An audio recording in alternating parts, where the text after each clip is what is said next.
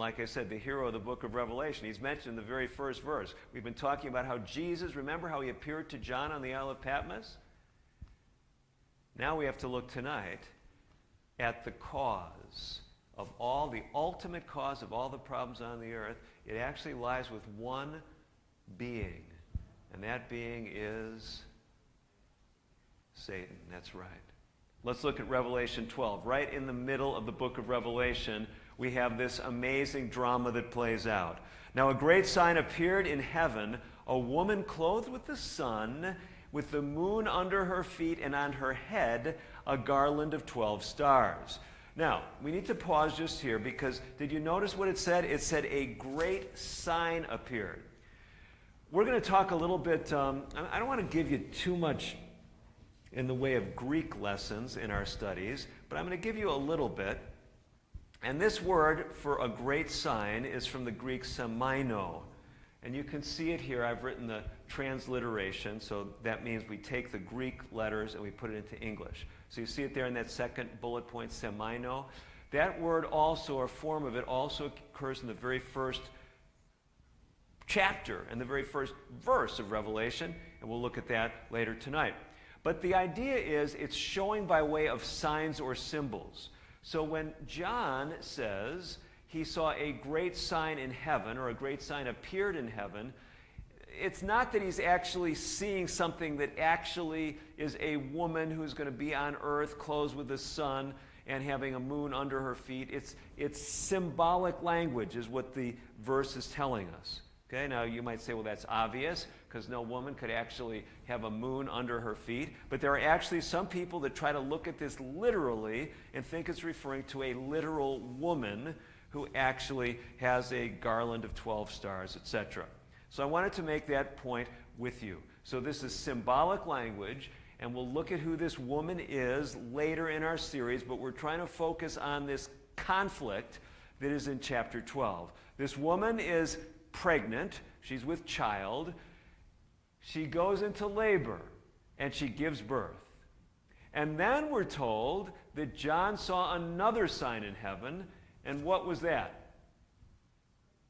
That's right, a great fiery red dragon having 7 heads and 10 horns and 7 diadems or 7 crowns on his heads. His tail drew a third of the stars of heaven and threw them to the earth, and the dragon stood before the woman who was ready to give birth to devour her child as soon as it was born. And as you continue through that chapter, you'll see this conflict getting more intense because war, we're told, broke out where? In heaven. Michael and his angels fought with the dragon, and the dragon and his angels fought, but they did not prevail, nor was a place found for them in heaven any longer. So that great dragon was cast out. Now, here's the first symbol that's identified right in Revelation 12.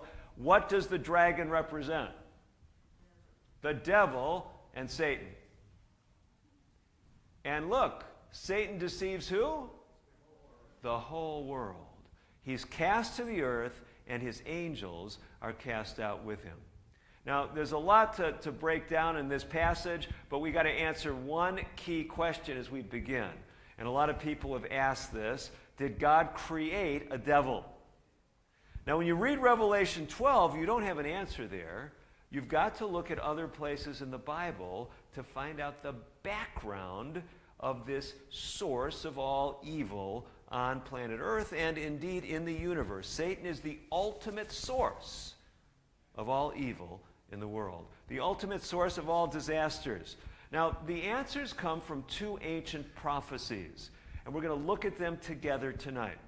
Now, if you like math, this is good. If you don't like math, I'll help you anyway. Because the 2 chapters in the Old Testament that we're going to look at are related to each other numerically. We're going to be looking at Isaiah 14 and Ezekiel 28. How are 14 and 28 related? 14 times 2. That's right, 14 times 2. So if you want to remember the key chapters about Satan's background, it's Isaiah 14 and Ezekiel 28. We're going to start in Ezekiel 28. This is a description of Lucifer, as he was called before the fall. Ezekiel 28, verse 12, you were the seal of perfection, full of wisdom and perfect in beauty. You were in Eden, the garden of God. Every precious stone was your covering, the sardius, the topaz, the diamond, the beryl, the onyx, the jasper, sapphire, turquoise, and emerald with gold. By the way, are we reading about a wicked creature? He was perfect. The workmanship of your timbrels and pipes was prepared for you on the day you were created. So this is a created being who is created perfect. And did you catch where he was? Where was he residing? He was called the what?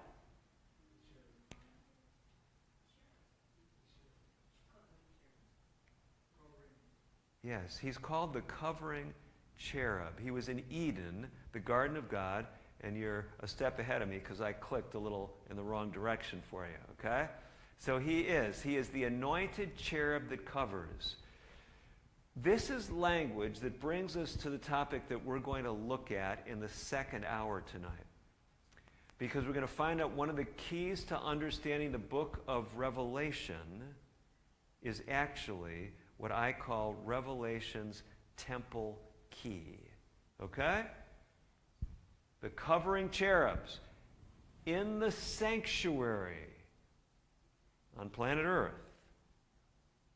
God instructed Moses to make a model of heaven. It was called the tabernacle.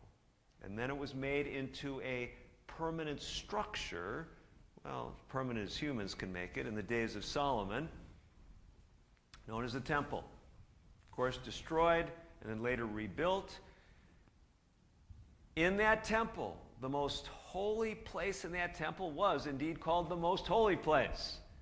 And there was an ark in which the Ten Commandments resided. And above the ark were what? That's right, covering cherubs. And upon the ark rested the Shekinah glory, the visible manifestation of God that no one could look upon. The only one who could enter that most holy place was the high priest, and just one day a year. But that's a bit ahead of the story. My point is that this imagery of the covering cherub indicates that Lucifer was the closest angel to the throne of God, perfect in all his ways. He was on, Ezekiel tells us, the holy mountain of God, perfect in his ways from the day he was created until what happened? Till iniquity, till sin was found in him. And we're going to get a little bit more insight from Isaiah on what that sin was. So let's go now. That was Ezekiel 28. What's the other chapter I said we'll be looking at? That's right, Isaiah 14. So we'll get there in just a minute. I want you to see, though, Ezekiel gives us some insights, too, into what caused his fall. Your heart was lifted up because of what? Your beauty. You were corrupted. You corrupted your wisdom for the sake of your splendor. Now, Isaiah 14. How you are fallen from heaven, O Lucifer, son of the morning. Let's just stop right here. How many of you have either children and or grandchildren? Anyone in this room with either children or grandchildren? How many of you had trouble naming one of your children? Was it hard to come up with a name? Okay, I see a lot of you, say, no, it was easy for us. Did any of you actually consider the name Lucifer for any of your children? Okay. Now, why do we not do that? Do you know what Lucifer means? Lucifer means light bearer. Okay? It's a beautiful name. Why do we not name any of our children Lucifer? Because of what he did, right? So the name Lucifer, so people read Lucifer, they say, oh, why would God call someone Lucifer? That's just a terrible name. Well, it's only terrible because of what the light bearer did. Are you following along with me? He was the son of the morning, but he was cut down to the ground. Why? He weakened the nations. Here it is. It was his beauty, Ezekiel says, that set him up for the fall. The very things that God gave to bless him. By the way, do we have the same danger today? Now you say, well, not beauty.